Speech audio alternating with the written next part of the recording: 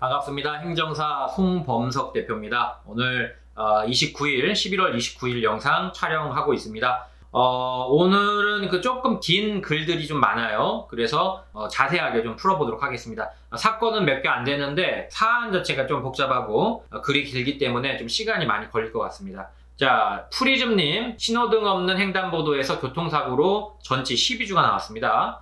제 명의로 되어 있는 영업용 가해자는 오빠, 자가용차 1톤 탑차, 영업용 운전하다 사고 났고요. 피해자 73세 남성분, 횡단보도에서 신호등은 없고요. 보행자를 쳤어요. 앞차가 쭉 보면은요, 뒤따라오던 동료가 119에 전화를 하였고 파출소 근처여서 경찰에 신고하지 않았는데도 경찰들이 와서 사진을 찍고 하였습니다. 피해자분들은 119에 보내드리고 택배 배송을 하고 있기 때문에 배송을 끝내고 경찰서에 갔을 때 경찰분이 그렇게 많이 다치신 것 같진 않다, 너무 걱정하지 않아도 된다, 첫 번째 병원 퇴원을 하라고 했는데 다른 병원으로 이제 이전을 했다고 하죠. 경찰분에게 어느 병원에 있는지 연락처를 물어보았고 개인정보보호법 얘기하시며 피해자분에게 전화를 하여 가해자에게 가르쳐줘도 되는지 물어본 뒤 찾아뵙고 죄송하다고 말씀드렸습니다. 경찰관이 잘하신 거예요. 피해자 번호를 그렇게 쉽게 알려주지 않습니다. 요즘은.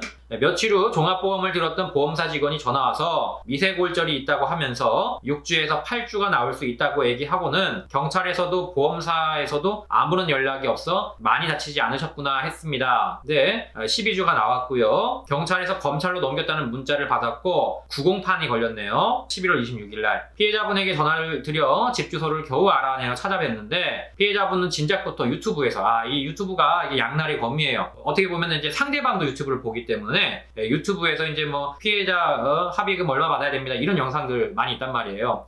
그걸 보고 학습을 하셨다 이거죠. 피해자분이 피해자 사례들 다 보시고 전화통화도 해보고 많이 이제 노력을 하셨네요. 합의를 해주시겠다는데 금액을 얼마나 원하시는지 물어보진 않았다. 피해자분이 유튜브에서 보시고 물어보신 분들을 저도 유튜브에 찾아보니 피해자들에게 어떻게 하면 합의금을 많이 받는지 설명해 놓은 것이더라고요. 그걸 보니 합의금을 많이 요구할 듯 합니다. 물론 피해자 입장에선 돈을 많이 받으면 좋겠죠. 근데 적정한 수준이어야지 너무 이렇게 우리가 속된 말로 이 양아 일단 합의를 못 보면 오빠가 구속이 될 수도 있는지 구속될 가능성도 있습니다. 전치 12주면요 제가 위험하다고 보는 전치가 8주부터거든요 8주부터인데 형사합의가 안 되면은 구속이 될 수도 있습니다. 이거는 알고 계셔야 돼요. 구속이 안 된다면 벌금으로는 얼마 정도 나오는 건지. 근데 90판이 걸렸잖아요. 90판이 걸렸을 때는 벌금은 거의 안 나온다고 보셔야 돼요. 이거는 적어도 집행유예입니다. 그래서 운이 좋으면은 이제 벌금으로 끝나도 벌금도 한 1,000만 원 이상은 나올 거예요. 도로교통법하고 이제 특정범죄 가중처벌법, 교통사고 처리특례법 다 합쳐서 말하는 겁니다. 이 세 가지 법들은 일반적으로 집행유예가 나오면은 벌금이 나오지 않습니다. 예전에 제가 설명드렸죠. 그렇다고 좋은 게 아닙니다. 집행유예가 벌금보다 더 셉니다. 여기서 말하는 집행유예라고 하는 건 실형에 대한, 징역형에 대한 집행유예를 말하는 겁니다. 합의금, 형사합의금을 말하는 건데요. 적정선은 얼마 정도인지. 자, 민사보험은 하셨던 걸로 알고 있고요. 형사합의금은 일단 정해진 건 없습니다. 그러나 일단 전치 12주 정도 나왔으면은 적어도 한 700에서 1,000만 원 정도는 생각하셔야 되지 않을까 싶어요. 주당 70 정도 잡아도 그렇게 나오잖아요. 물론 이제 700 이하로 하면 더 좋겠죠. 하지만 전치 12주면은 사실 그 정도는 나온다고 봐야 됩니다. 어떻게 해야 이 모든 것들을 잘 해결할 수 있을까요? 일단은 합의를 보셔야 될 것 같고요.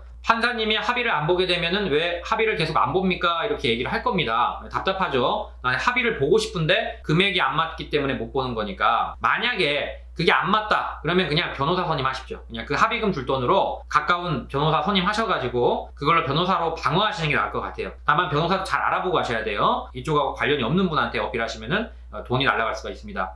자, 뿡빠라차님, 이분도 글이 길어서 제가 따로 넣어놨습니다. 황당한 사고를 당했습니다. 이분은 11월 20일 저녁 11시 5분경 신호대기 중 정차 중에 뒤에서 추돌을 당했군요. 차에서 내려 차 상태를 보는데 상대 측 운전자는 내릴 생각도 안 하더군요. 잠시 뒤 차에서 문으로 몸을 가린 채 내려서 아무 말 안 하고 쳐다만 보길래 술 드셨어요? 라고 질문하자 아무 대답도 안 하더군요. 술 먹은 거죠. 제 쪽으로 오는데 술 냄새가 풀풀 나더라고요. 그래서 다시 한번 술 마셨냐고 물어보니 또 아무 대답도 안 했고 보험 처리하시죠 하니까 되려 저한테 보험이 있냐? 라고 물어보면서 술 냄새를 풍겼다. 그러더니 운전석으로 같이 가길래 보험 접수하려나 보다 했는데 후진을 해서 그대로 도망을 치는 겁니다. 네, 저도 참 이런 사건 좀 황당하네요. 바로 뺑소니 신고하고 당연히 신고해야죠. 경찰에 영상과 다시 상황 설명하고 집에 왔고 허리 쪽이 많이 아팠습니다. 아이고 그래요. 진료기록부터 제출해달라고 해서 다 제출하셨고요. 대인대물 모두 뺑소니 입증이 아직 안 됐다고 그건 모르는 거라고 하더라고요. 상대 측 보험사 담당자가. 네. 그렇죠. 이제 보험사 입장에서도 보험금이 나가야 되니까 사실관계가 정확하게 정리가 돼야 그때 이제 보험금이 나가겠죠. 당연한 겁니다. 자, 내일 병원에 방문 드리겠다 해서 좀 전에 대인 담당자, 그러니까 상대방 측 보험사죠. 다녀갔는데 상대 측 운전자가 경찰 연락처도 모르고 불법 영상 부딪히는 부분이랑 연락처 좀 달라고 해서 둘 다 주고 제 앞에서 형사한테 전화해 보더니 안 받으니 뺑소니면 면책금이랑 형사합의가 추가된다고 경찰관 통화하니 음주 뺑소니 두 개 다 모두 안 될 것 같다라고 이야기했다는데 음주는 증거가 소멸돼서 잡을 수 없다지만 뺑소니도 심지어 진단서와 치료 차트 모두 제출되어 있는데도 입증이 안 되나요? 가해자는 어떠한 벌금도 받지 않게 되나요? 법적으로 소송을 해야 하는지 어떻게 해야 되는지 너무 분하고 화가 납니다. 형사합의 원래부터 받을 생각도 없었고 이분은 굉장히 선량하신 분이네요. 이분은 제가 좀 도와드려야 할 것 같네요. 진짜 피해자지만 이런 올바른 가치관을 갖고 계신 분이라면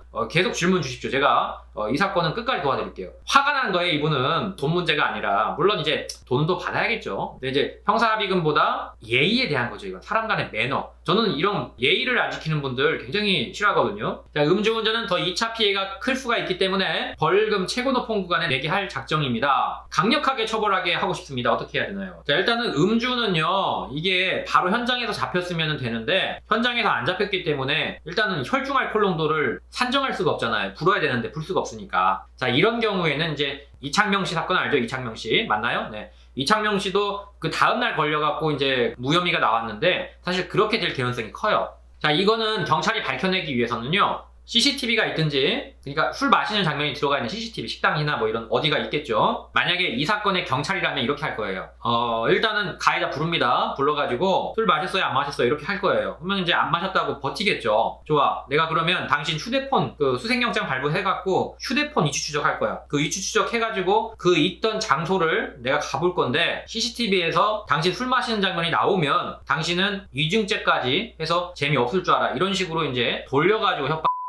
근데 이제 휴대폰 위치 추적이 그렇게 쉽진 않아요, 사실은. 그걸 하려면 굉장히 좀 복잡하거든요. 그래서 일반적으로는 이렇게 얘기를 하면은 보통은 가해자죠. 음주운전자 멘탈이 그렇게 강하지 않는 이상은 그래요? 그러면 형사님, 제가 사실은 어디서 식당 가서 거기서 조금 먹었습니다. 이렇게 이제 얘기를 해요. 보통은 그래요. 만약에 이제 CCTV를 돌려봤는데 술 먹는 장면 나왔다. 그러면 이제 그거는 계산을 하는 식이 있습니다. 위드마크 공식인데 위드마크 공식이 1공식이 있고 2공식이 있어요. 근데 이제 이거를 잘 법원에서는 채택을 잘 안 하고 있어요. 당시의 농도를 그렇게 잘 나타낼 수 없다라고 해서 일반적으로는 음주운전이 이건 성립되기는 좀 어려워요. 음주운전 현장에서 안 잡히고 며칠 있다가 잡히면은 사실 이런 좀 맹점이 생깁니다. 이해되셨습니까? 네, 여기까지 설명드렸고요. 자, 뺑소니는 왜 이게 안 될 수가 있냐면요, 많이 안 다쳐서 그래요, 피해자가. 뺑소니가 성립되기 위해서는 판례는 어떻게 보냐면은 일단 자연치료로 회복될 수 없을 정도가 돼야 되고, 그 다음에 하찮은 상처가 아니어야 돼요. 그러니까 정확히 판례를 보면은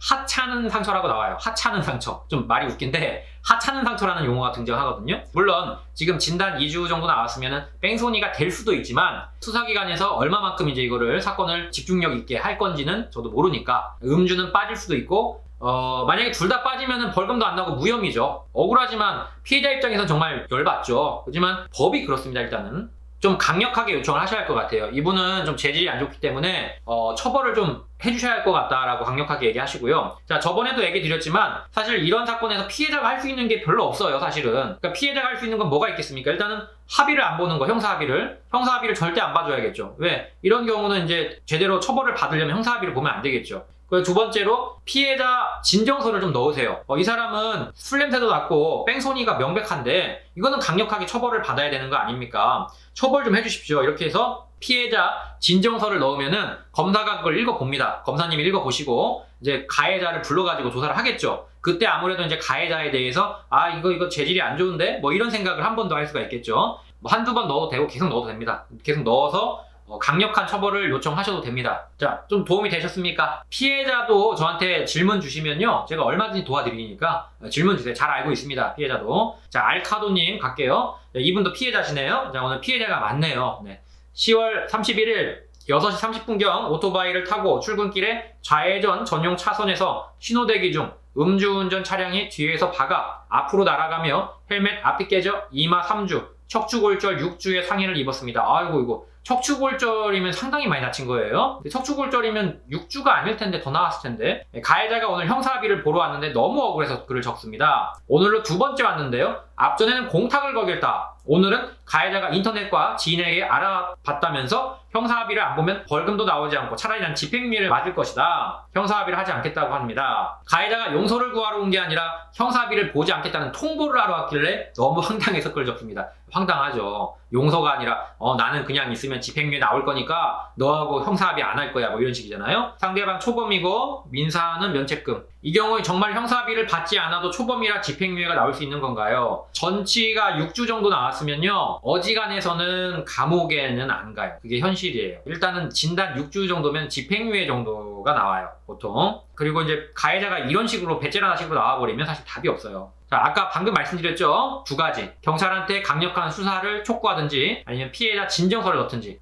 다만 이제 민사는 다행히 보험 처리가 된다고 하니까 민사 보험금이라도 제대로 받으셔서 좀 그걸로 피해를 보존하는 수밖에 없습니다. 형사합의라고 하는 것은 피해자의 당연한 권리는 아니에요, 사실은. 일단 가해자가 자기가 처벌을 받지 않기 위해서 하는 거지 가해자가 아예 생각이 없다면 못 하는 거죠. 제가 봤을 때 척추골절이면은 진단주수가 6주보단 더 많이 나오거든요, 일반적으로. 이거를 보시고 또 피해자분들 악용하지 마십시오. 거짓말로 올리라는 게 아니에요. 엄밀히 말하면 너무 적게 나왔어요. 조금 더 이게 진단을 늘려도 사실은 평범한 정도예요. 그래서 말씀드린 겁니다. 오해하지 마세요.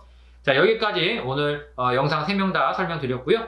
모두다 행정사는 항상 카페 게시판과 유튜브 게시판 열려 있습니다. 오늘 좀 밤에 찍다 보니까 제가 좀 많이 힘드네요. 네, 말도 제대로 안 나오고. 자, 어쨌든 영상 보시고요. 가능하시다면 무리하지 마시고 구독과 좋아요를 좀 눌러주시면 좋겠습니다. 요즘 보니까 숫자 올라가는 게 눈에 보이니까 좀 저도 기분이 좋더라고요. 그걸로 제가 무슨 돈을 벌겠습니까? 돈 안 돼요. 이거 절대 돈 안 되니까 가급적 좀 눌러주시면 좋겠습니다. 여기까지 송범석 대표였습니다. 감사합니다.